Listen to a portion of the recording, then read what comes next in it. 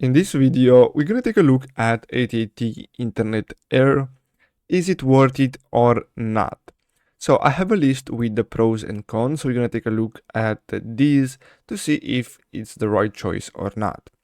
So we're going to start with the pros. As you can see, no contract, easy self-install, unlimited data with no coverage fees, can reach high speeds up to 800 megabytes per second in strong coverage areas.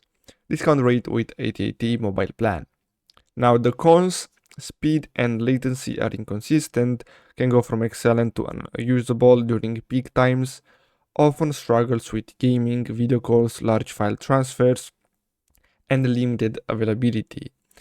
As you can see, they have mixed customer support experiences and billing issues. Now, who it's for?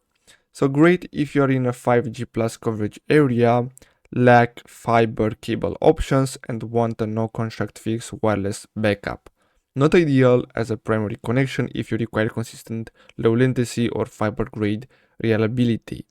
So basically that's it for today's video, guys. I really hope you found this video helpful. Don't forget to like and subscribe. Thanks for watching.